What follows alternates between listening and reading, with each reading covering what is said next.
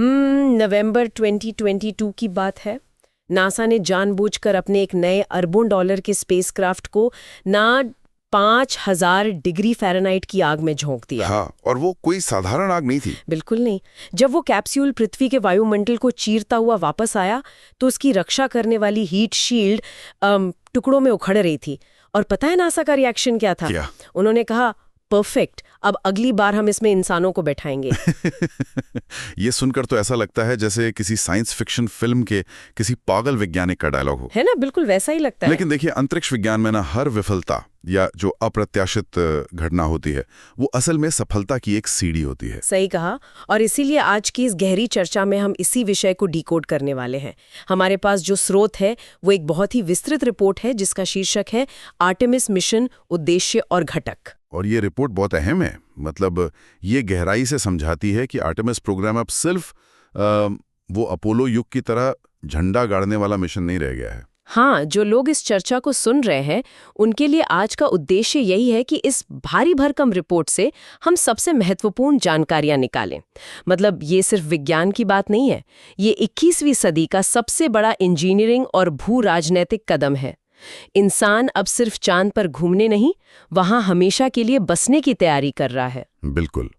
Apollo mission के दौरान मानसिकता क्या थी कि भाई किसी भी तरह चांद पर पहुंचो, विज्ञान के कुछ प्रयोग करो और जल्द से जल्द सुरक्षित घर वापस आ जाओ। हाँ, लेकिन इस नई रिपोर्ट को पढ़ने से साफ पता चलता है कि नासा अब हार्डवेयर बनाने वाले दौर से बाहर निकल चुका है।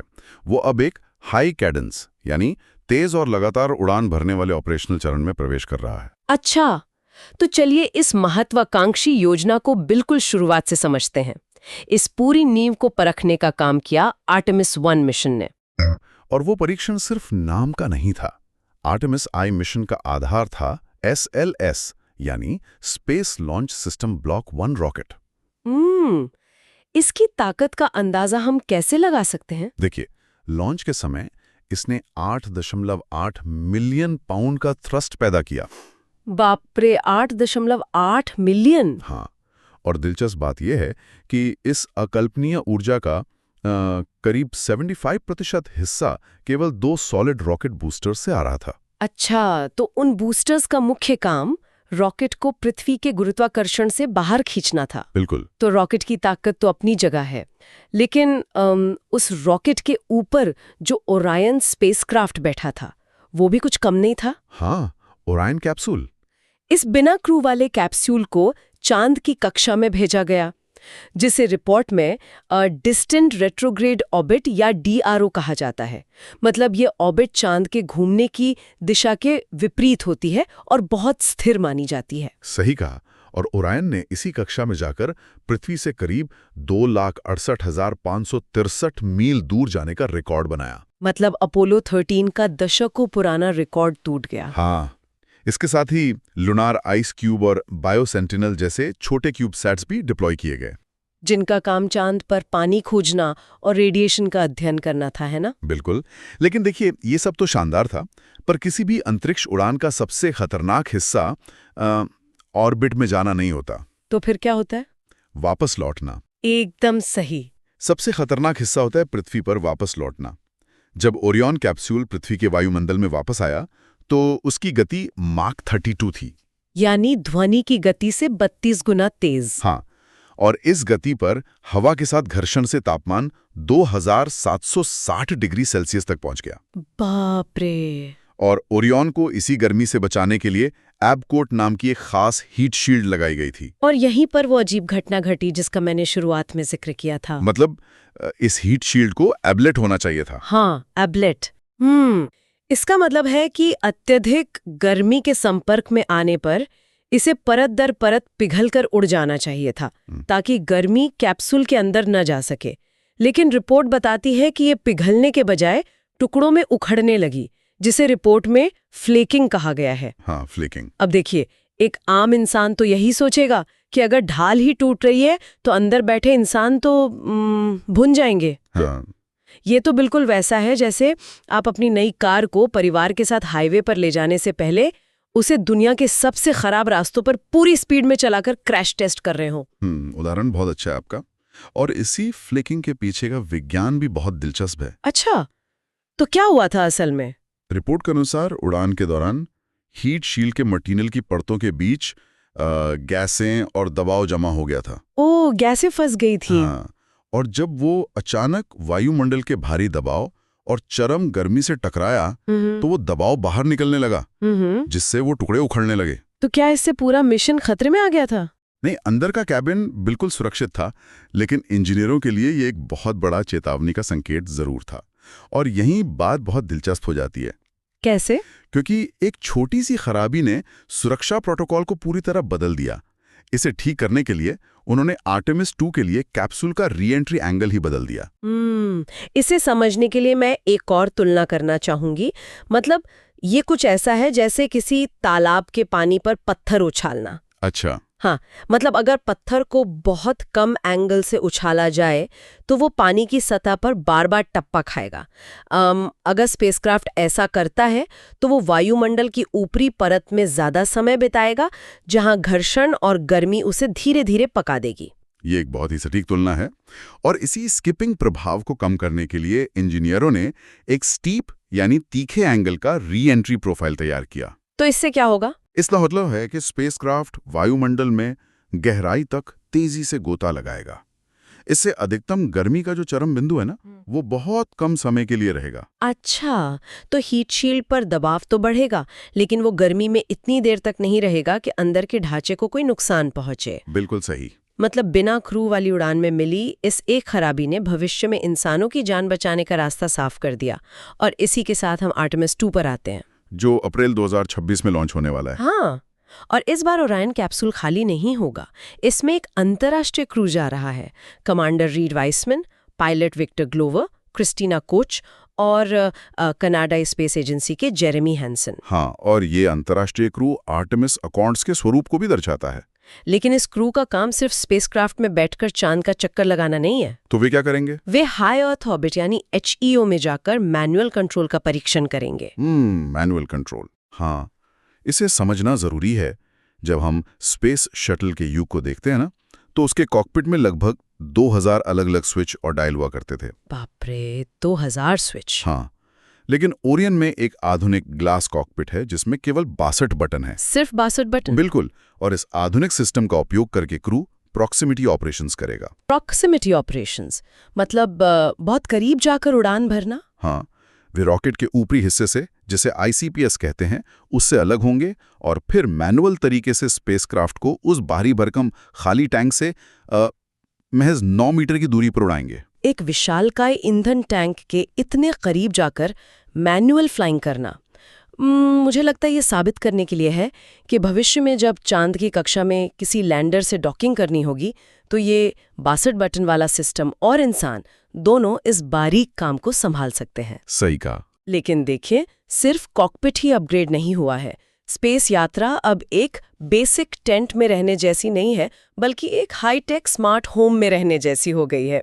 इंसानों को जिंदा रखने वाला सिस्टम यानी ECLSS भी पूरी तरह बदल गया है। Life support system. हाँ, रिपोर्ट में एक अमीन स्विंग बेड तकनीक का बहुत जिक्र है। ये क्या है? ये तकनीक अंतरिक्ष यात्रा के डिजाइन में क्रांति है। देखिए, पुराने स्पेस शटल में हवा से कार्बन डाइऑक्साइड को सोखने के लिए लिथियम हाइड्रोक्साइड के भारी कनस्तरों का इस्तेमाल होता था। अच्छा? जब एक कनस्तर भर जाता था तो एस्ट्रोनॉट्स को उसे मैनुअली बदलना पड़ता था। इसमें बहुत जगह लगती थी, करीब 143 बास्केटबॉल के बराबर। 143 बास्केटबॉल? वो तो बहुत ज्यादा जगह है। हाँ, लेकिन अमीन स्विंग बेड एक रीजेनरेटिव सिस्टम है। अमीन एक ऐसा रसायन है जो कार्बन डाइऑक्साइड को अपनी ओर खींचकर बांध लेता है। और ये काम कैसे करता है? मतलब मशीन के अंदर क्या होता है? इस सिस्टम में 2 बेड या परतें होती हैं। एक परत केबिन भी हवा से कार्बन डाइऑक्साइड सोखती है, और जब वो भर जाती है तो सिस्टम घूमता है और उस भरी हुई परत को सीधे अंतरिक्ष के वैक्यूम की तरफ खोल देता है। ओह, तो सारी गैस बाहर निकल जाती है। बिल्कुल। और इस बीच जो दूसरी परत है वो हवा साफ कर रही होती है। इस तकनीक ने पूरे सिस्टम का आकार घटाकर सिर्फ 16 बास्केटबॉल के बराबर कर दिया है। क्या बात है! और ये इतना प्रभावी है कि आर्टेमिस 2 के पूरे मिशन के दौरान ये केबिन का तापमान बिल्कुल 21 से 24 डिग्री सेल्सियस के बीच स्थिर रखेगा। ये तो सच में स्पेसक्राफ्ट को एक स्मार्ट होम में बदलने जैसा है, जहां हर चीज ट्रैक हो रही है। और ट्रैकिंग से मुझे याद आया, इस मिशन में क्रू के शरीर का भी बहुत गहराई से अध्ययन किया जाएगा, है ना? हाँ बिल्कुल। रिपोर्ट में एवेटार, प्रयोग और आर्चर मॉनिटरिंग सिस्टम का उल्लेख है। मतलब आर्चर तो नींद और तनाव को मॉनिटर करेगा, लेकिन जो एवेटार है वो खास तौर पर अंतरिक्ष यात्रियों के बोन मैरो यानी हड्डी की मज्जा, उस पर रेडिएशन के प्रभाव को जांचेगा। हाँ, ये बहुत अहम है। क्योंकि बोन मैरो ही हमारे शरीर में नया खून बनाता है और रेडिएशन के प्रति ये सबसे ज्यादा संवेदनशील होता है। बिल्कुल। और इस डेटा का महत्व ना चांद से कहीं ज्यादा मंगल ग्रह के लिए है। मंगल ग्रह के लिए कैसे? देखिए, चांद तक जाने में सिर्फ 3 दिन लगते हैं। हाँ। लेकिन मंगल ग्रह की यात्रा 3 साल लंबी हो सकती है। हाँ, 3 साल तो बहुत लंबा समय है। तो अगर गहरे अंतरिक्ष के रेडिएशन से बोन मैरो नष्ट होने लगा तो इंसान मंगल तक जीवित ही नहीं पहुंच पाएगा। अरे बाप रे! तो आर्टेमिस 2 से जो डेटा मिलेगा वो वैज्ञानिकों को पर्सनलाइज्ड मेडिकल काउंटर मेजर्स बनाने में मदद करेगा। मतलब हर अंतरिक्ष यात्री के शरीर के हिसाब से रेडिएशन से बचने की दवाइयां या शील्डिंग तैयार करना। एकदम सही।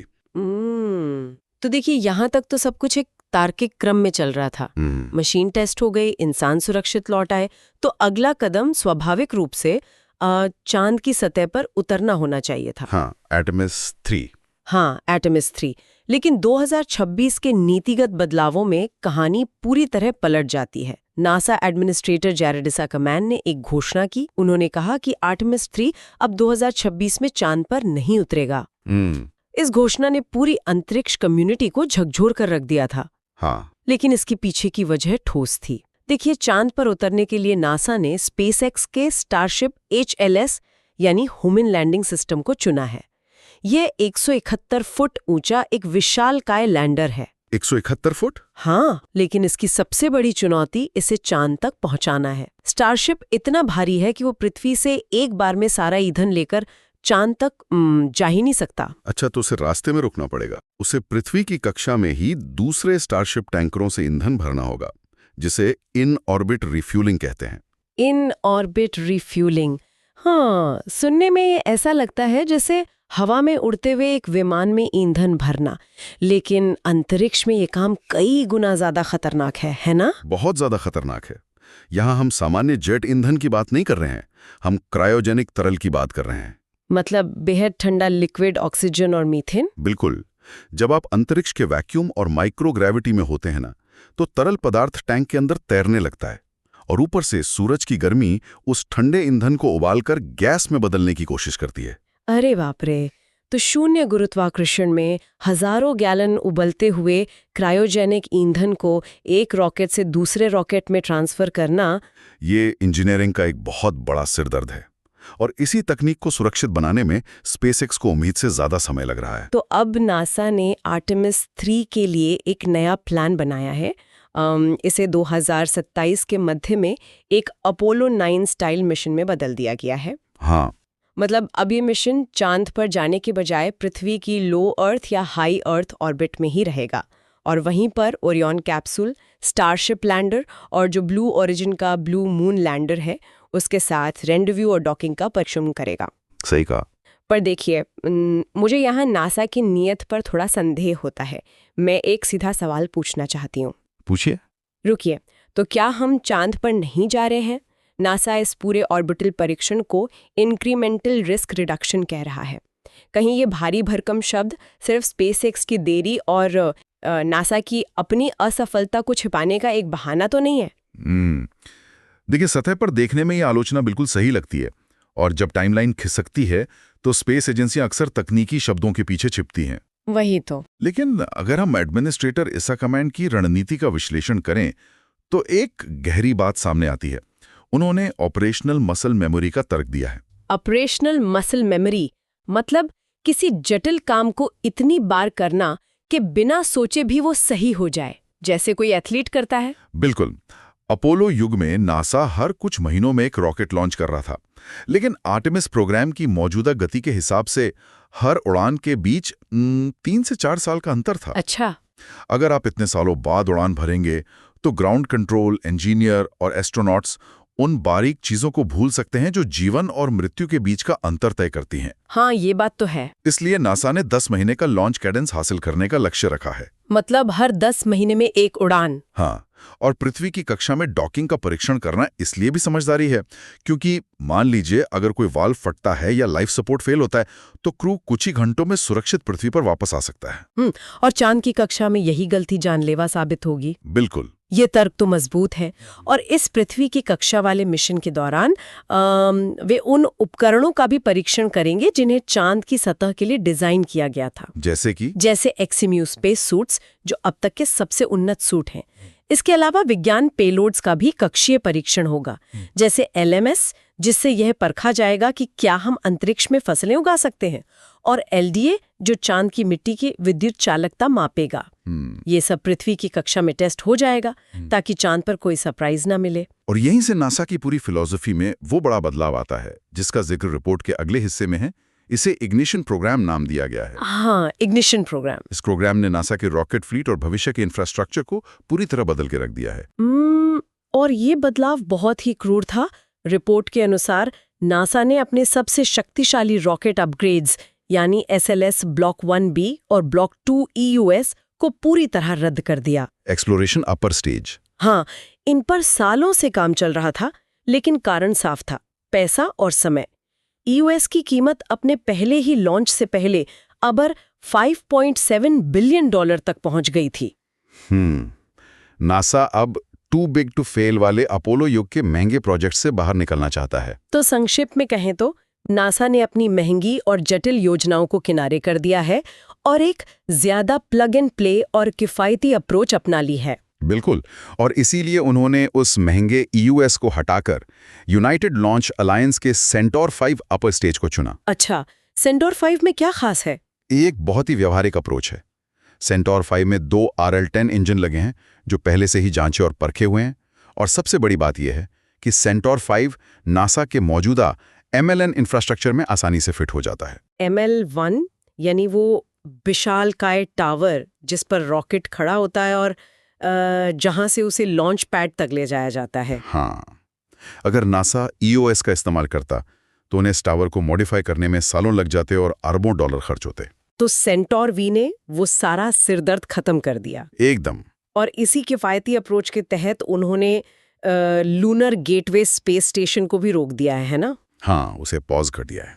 तो मेरा एक सवाल है, नासा अब अंतरिक्ष में स्टेशन बनाने के बजाय सीधे चांद की सतह पर घर बनाने की रणनीति अपना रहा है, जिसे सरफेस फर्स्ट अप्रोच कहा जा रहा है। पर लूनर गेटवे को रोकने से अंतर्राष्ट्रीय भागीदारों पर क्या असर पड़ेगा? देखिए, निष्पक्ष रूप से कहें तो ये निर्णय अंतर्राष्ट्रीय भागीदारों के लिए चिंता का विषय जरूर है, लेकिन इस सरफेस फर्स्ट अप्रोच के पीछे सिर्फ विज्ञान नहीं है, बल्कि बहुत बड़ी भू राजनीति है। भू राजनीति मतलब? जियोपॉलिटिक्स। हाँ, रिपोर्ट में चीन के ILRS यानी इंटरनेशनल लूनर रिसर्च स्टेशन का साफ तौर पर जिक्र है। अच्छा। चीन चांद के दक्षिणी ध्रुव पर अपना बेस बनाने की दिशा में बहुत तेजी से काम कर रहा है। तो अमेरिका को ये एहसास हो गया था कि अगर वे चांद की कक्षा में एक छोटा स्पेस स्टेशन बनाने में उलझे रहे तो सतह पर इंफ्रास्ट्रक्चर और सिसलूनर अर्थव्यवस्था में वे पीछे छूट जाएंगे। सिसलूनर अर्थव्यवस्था मतलब पृथ्वी और चांद के बीच का व्यापारिक क्षेत्र? बिल्कुल। तो सतह पर दबदबा बनाने के लिए कौन सी नई तकनीकें उतारी जा रही हैं? रिपोर्ट में इटली की स्पेस एजेंसी द्वारा बनाए जा रहे मल्टीपर्पज हैबिटेट या MPH का जिक्र है। हाँ, जो एक ऐसा बेस होगा जहां एस्ट्रोनॉट्स 30 दिन तक रह सकेंगे। और उनके घूमने के लिए LTV यानी लूनर टेरेन व्हीकल होगा। लेकिन इन सब में जो चीज सबसे ज्यादा चौंकाने वाली है वो है स्पेस रिएक्टर 1 फ्रीडम, एक परमाणु ऊर्जा सिस्टम। देखिए, चांद पर परमाणु रिएक्टर कोई साइंस फिक्शन की फैंटेसी नहीं है, बल्कि ये एक निरपेक्ष आवश्यकता है। आवश्यकता? क्यों? क्योंकि चांद की एक रात पृथ्वी के 14 दिनों के बराबर होती है। ओह, 14 दिन का अंधेरा। हाँ, उन 14 दिनों तक सूरज की एक भी किरण चांद की सतह पर नहीं पड़ती और तापमान 0 से 250 डिग्री फ़ारेनहाइट नीचे गिर जाता है। बाप रे। इतने लंबे समय तक सोलर पैनल पूरी तरह बेकार हो जाते हैं। तो अगर अंतरिक्ष यात्रियों को और उनके उपकरणों को जमने से बचाना है तो एक निरंतर और भरोसेमंद ऊर्जा स्रोत चाहिए, जो केवल परमाणु विखंडन यानी न्यूक्लियर पावर से ही मिल सकता है। बिल्कुल सही कहा। तो अगर हम इन सब कड़ियों को जोड़ें, रॉकेट की डिजाइन में बदलाव, इन ऑर्बिट परीक्षण और चांद पर परमाणु रिएक्टर, तो ये सब आर्टेमिस 4 मिशन में जाकर एक आकार लेगा। हाँ, जो 2028 में निर्धारित है। यह मिशन मानकीकृत SLS रॉकेट और सेंटोर V अपर स्टेज के साथ लॉन्च होगा और अंततः इंसानों को चांद के दक्षिणी ध्रुव पर उतारेगा, जहां वे 7 दिनों तक सतह पर रहकर प्रयोग करेंगे। और आर्टेमिस IV इस बात का सबूत होगा कि अंतरिक्ष अन्वेषण अब एक घटना से एक स्थायी बुनियादी ढांचे में बदल चुका है। सही बात है। लेकिन इस पूरे रिपोर्ट का जो सबसे अहम निष्कर्ष है वो ये है कि चांद कोई अंतिम मंजिल नहीं है। तो फिर क्या है? ये एक टेस्ट बेड है। स्वायत्त life support system, in orbit refuelling और रेडिएशन शील्डिंग जैसी जिन तकनीकों को हम चांद पर परख रहे हैं ना, वे असल में मंगल ग्रह की 3 साल लंबी यात्रा की तैयारियां हैं। चांद से मंगल तक? हाँ, क्योंकि चांद से अगर कोई आपात स्थिति आती है तो 3 दिन में पृथ्वी पर वापस आया जा सकता है। मंगल से कोई रेस्क्यू मिशन संभव नहीं होगा। ये बहुत ही गहरा विचार है।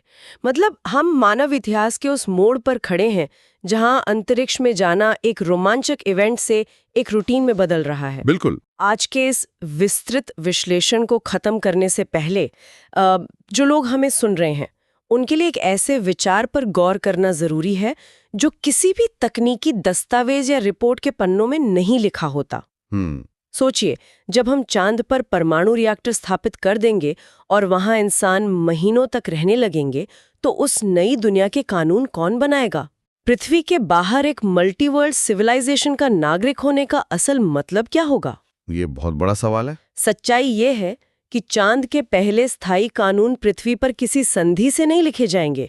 वे कानून उस देश या उस संगठन द्वारा तय किए जाएंगे जो उस 14 दिन लंबी और जानलेवा चांद की रात में अपने बेस की बत्तियां जलाए रखने में सक्षम होगा। जो वहां सरवाइव करेगा वही नियम बनाएगा। बिल्कुल, ये भू राजनीति का वो नया सच है जिसे आर्टेमिस मिशन आकार दे रहा है। ये एक ऐसा सवाल है जिस पर हम सबको विचार करना चाहिए।